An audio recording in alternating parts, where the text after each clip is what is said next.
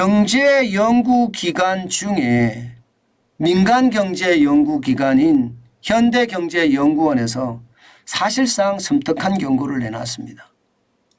L자형 침체 덮친다고 아예 선언을 했습니다. 저는 벌써 작년 제가 7월일 거예요. 아마 7월이나 8월쯤에 대한민국의 L자형 경제가 덮친다. L자형 침체, 장기 침체가 덮친다는 말씀을 드렸는데 이제 그게 현실화됐다는 이야기. 그러면서 대표적으로 L자형 침체라고 이야기한 것은요. 2분기 경제성장률 세부 현황입니다. 이것을 보면 말입니다. 전분기 대비해서 0.6% 성장을 했다고는 하나 사실 내부를 들여다보면 경제 전체가 쪼그라들었다는 거예요. 경제 전체가.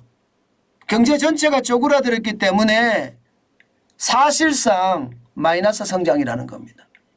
소비도 쪼그라들고 투자도 쪼그라들고 수출도 쪼그라들었기 때문에요. 사실상 최악이라는 거예요. 사실이잖아요. 실제로 경제 성장률이 이렇게 0.6% 성장이 된 데는요. 수출이 수입보다 더 적게 줄어들어서 불황형 성장이에요. 불황형 성장. 이게 수출도 늘고 수입도 늘고 그래서 성장을 했으면 박수를 치면서 야 대한민국의 경제 성장 이제 본격적으로 시작이 됐어. 이제는 웬만한 데 투자해서 돈 벌 수 있을 거야. 이렇게 이야기할 수 있거든요. 그런데 지금 경제 규모가 쪼그라드니까 현대경제연구원에서도 경고를 하고 나선 겁니다. 제가 이 부분에 대해서 여러분들에게 L자형 침체가 극에 달해간다 그 말씀을 드렸습니다. 바닥을 친다 그 말씀도 드렸고요. 문제는 여러분 이게 좋아질까요 앞으로? 앞으로 좋아질까요? 2분기가 시작된 7월, 8월, 9월, 10월, 11월, 12월 하반기가 좋아질까 이거예요.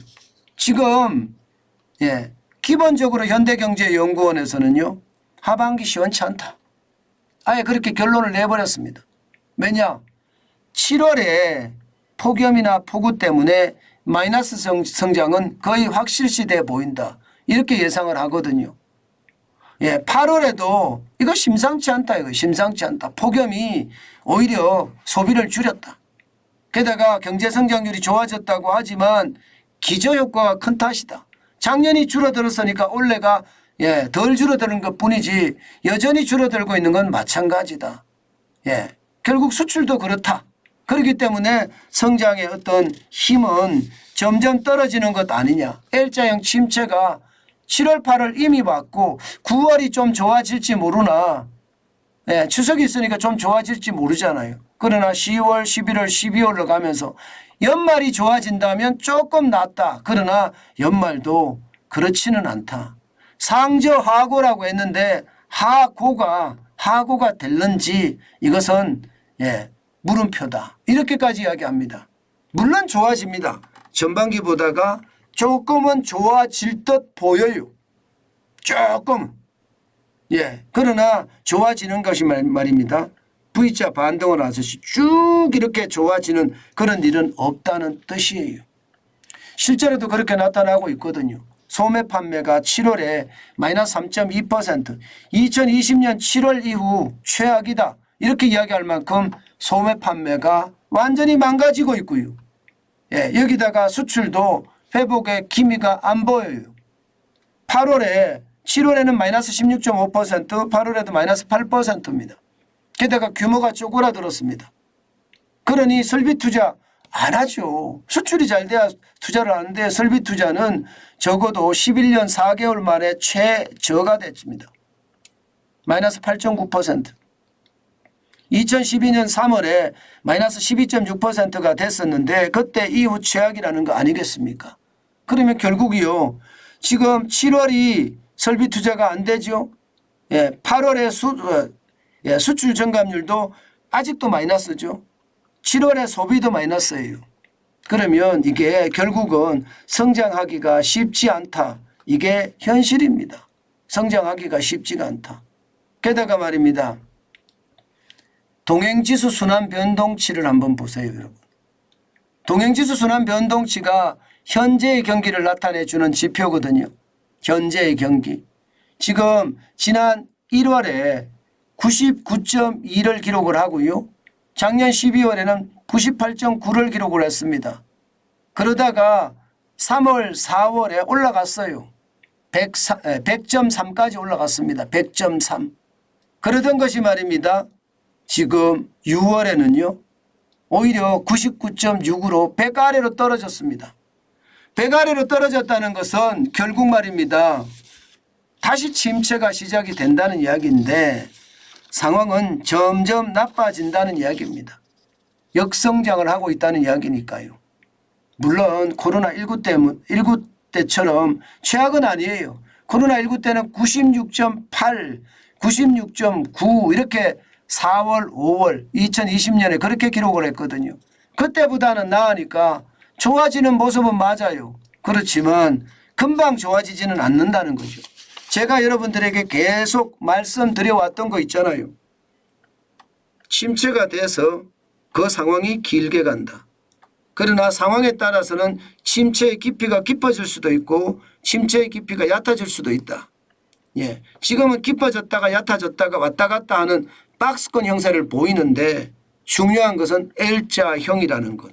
그리고 오래 간다는 것. 이것은 어떻게 생각하면 우리의 고통이 그만큼 커진다는 겁니다. 여러분, 제가 다시 한번 말씀을 드리지만요. 제일 중요한 게요. 제일 중요한 게 침체가 시작됐을 때 반등을 바로 하면 침체가 오히려 자랑거리가 돼요. 그런데 침체가 깊어져서 오래 가잖아요. 이것은요. 고통이 동반됩니다.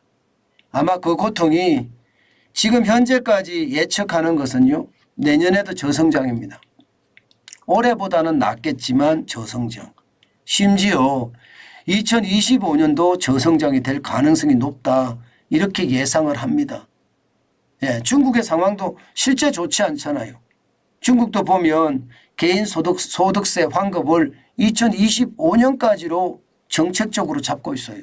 그러면 2025년도 5년까지도 어렵다는 이야기인데 어쨌든 내년은 분명히 어려울 거고요. 지금 나오는 지표를 보면 말입니다. 2025년은 또 내년 7월 가서 제가 말씀을 드릴 텐데 상황은 나쁘다. 그것이 현실이 됐다. 그래서 여러분 저는 그러잖아요. 일자리 계속 가지시라고. 어떤 일자리든 일자리를 가지는 것이 중요하다. 그 말씀은 제가 지속적으로 드리고 있습니다. 진짜로 지속적으로 드리는 겁니다. 그래야지 일자리에 대한 부담 없고요. 그리고 수입이 들어옵니다. 그동안 쌓으면 됩니다. 그리고 언젠가 올 수 있는 위기에 우리가 대응하는 거 지금 필요하지 않을까요? 저는 필요하다고 생각해요. 언젠가는 올 겁니다. 올 거예요. 그러니까 천천히 준비해 가면서 가는 것 저는 필요하다 이렇게 생각합니다.